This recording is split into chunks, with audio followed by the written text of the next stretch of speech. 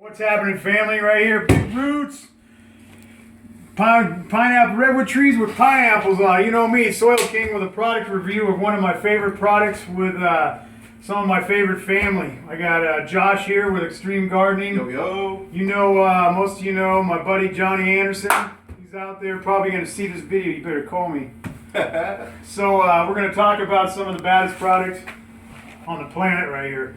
And you know, I always do a product review. You guys know me. We got right here the seal of approval right here. Soil King approved. We're going to start off first with the Micos. Josh, what do you got to say? Can you introduce yourself real quick? What's up, y'all? Savage with Extreme Gardening.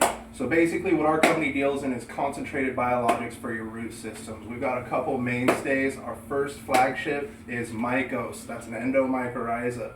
So what this is it's a single strain or single species mycorrhiza penetrating the cell wall of your root tissue to draw in more nutrition and hydration.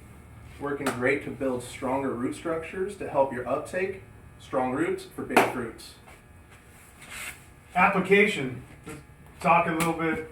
You know, let's go back to Extreme and how they, you know, just throw a real rundown of Extreme and your guys' Micos farm out there and what you're doing and how the leadership of Extreme is really, you know, R.T.I. and what it's all about. You know, Extreme is actually a brand of a parent company, R.T.I, Reforestation Technologies International. We got started in reforestation actually, so planting feeder packs under all the samplings with the Forestry Service after wildfires to ensure success of the replanting of the forest. So after that, we branched out into the hydroponic market, and about 8 years ago, 2006, I believe it was, we came out with our first products. We were really one of the first mycorrhiza companies to hit the market, and we do something very different than other companies. We focus on single species. We focus on Rhizophagus and Aratices, and we do this for a multitude of reasons, but the main one, avoiding root zone competition, because at the end of the day, these microbes, they're vying for the same square footage and the same food sources. So that's what sets us apart from the competition. Another great thing about being a part of R.T.I is that we're one of a very few facilities in the United States that actually culture our own mycorrhiza on our premises. Important. That's a big thing. We do a lot of things that other people don't do. First is that we have much fresher product on the shelf for you, ensuring much more viable spores and propagules for your garden. Just a couple of the keynotes that's setting us apart. We really got our namestay with the Giant Pumpkin Contest. We actually sponsor the last 9 world record holders. Currently the world record is about 2,300 pounds. Again, we were a part of bringing that pumpkin to fruition, something we pride ourselves on very heavily. So if that translates to pumpkins, translates to other products as well. So they sponsor also, we have our the pumpkin festival here, the tomato fiesta every year, and then we have a pumpkin competition. We have our junior farmers, so we have little kids. We go out and we've gotten some of Extreme seeds, showed them how to inoculate and how to do the use the mycorrhizal spores, and a whole educational part of it. And this is our second annual doing it. I mean, it's been awesome because we watch kids at a young age and they get excited about the whole process, and then they watch their pumpkins grow, and then they bring them to the garden center, and we do a weigh-off right here, and we give away great awards to kids and adults. So come to that. It'll be September, sometime in September. We haven't picked the date. It'll be this year's event. But let's go ahead and talk about application. How do you, what's your suggestion, application kind of rate, you know, if somebody's blending in soil, and 2, if you're doing a transplant? So if you're blending into soil, general rule of thumb is a cup to 2 cups per yard of soil. If you're transplanting, about 2 tablespoons per transplant zone.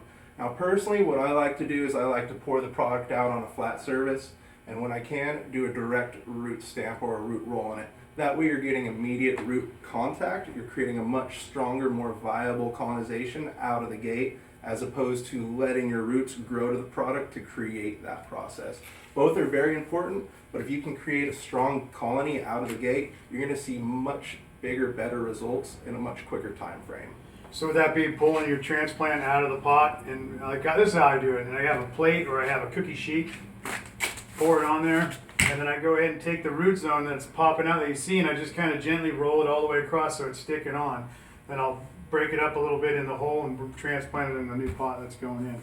Perfect. Couldn't have done it better. The only thing I do to change that up is I would add azos at that same transplant time. Yeah. That way you're covering your mycorrhizal inoculation as well as your bacterial side as well. That's what I do. I pour the azos in as a tea right after. Oh yeah, it's really a 1-2 combination. Yeah. You can see azos as your root promoter. It's going to help grow roots through the manipulation and increase of indoleacetic acid within your plant's root systems. So azos is going to grow your roots, promote your roots. Micos is going to help the surface area, help their uptake, help the nutrition and hydration hold capabilities. Awesome. Okay, let's go to the next product. We got an Extreme Tea. These are the tea packs in here. We'll go ahead and explain this. So Extreme Tea, what sets us apart from the competition with R.T.I, what we did differently is we did all the work for you growers at home. What we did is we took our bulk ingredients, the biology, we did all the measurements. All you need is a 5-gallon bucket of water and an air stone. So in here are separately packaged screen sachets and the Micos food source. So what you want to do is you want to drop that sachet into a 5-gallon bucket of water. Tear open their separately packaged food source. Go ahead and mix that together, bubble it, aerate it for 24 hours. That 5 gallons of concentrate then can be diluted down 10 to 1, making 50 gallons of feed. If you pay full MSRP on our product and you do the math breakdown, it ends up becoming 11.5 cents per gallon of input. So that's very cost effective, user friendly mainstay. It's great for your propagation, great for all your uppotting, great for transplanting. Yeah, the tea bags are nice because they're actually individual little tea bags in there. And you go in, and then also aerating. I mean, you just use a stone. You can come get a pump for me and a 5-gallon bucket for me. I can set you all up. We have all the way from 5-gallon all the way up to 5,000-gallon tea brewers. So thank you for that. And we got our azos. Let's talk about the azos. Oh, we already did talk about it. Let's do the CalCarb. CalCarb. CalCarb's an up-and-comer that with proper education, a lot of expert gardeners are starting to keep in their nutrient shed. What it is it's calcium carbonate, 31% calcium. This is great for a multitude of reasons. Primarily, it's a readily available source of calcium. A lot of us have calcium issues, whether we mix our own dirt or if we're in cocoa or hydro. We occasionally come across a calcium deficiency. With this being a foliar calcium, it's a direct injection going straight into your plant's leaf tissue, so straight into the stomata. So you're not waiting for it to break down in your root zone, move from your roots, stems to the leaves. Cool side effect of it being calcium carbonate is that it's also encouraging greater CO2 intake, so that's going to increase your photosynthesis. All around a great product for any calcium issues, whether it's maintenance or deficiencies. Water soluble. Both these products are water soluble here. Water soluble. And then you just mix it up, put it in the sprayer, and rock and roll. Taco stat, does the chloramine or chlorine water hurt any of these?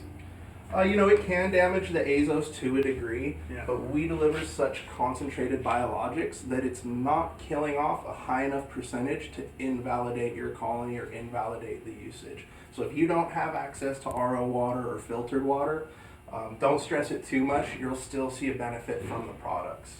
With the CalCarb, it being a mineral, it won't harm it at all. Yep. The one side effect with CalCarb is being a calcium, not 100% of it is soluble, so you will see some chalky speckling on your leaf tissue. That's just undissolved calcium. Aesthetically unpleasing. We all know we don't want to see that in our garden. So if you spray it on there, you want to get it off, you're open to go ahead, rinse it off. About 36 hours later, you'll see the full effect of the product. Awesome. So you guys know out there on the 2016 Grow Big with the Soil King videos, I rep this product. I love this product. I always have. I've always used it. You're going to see it throughout the whole process because this is what I do, and now I'm bringing it to you. So, Josh, can't say enough, homie. Soil King killing it 1,000 gallons at a time. 1,000 gallons at a time. Thank you. We'll see you at the next videos. Thank you, guys.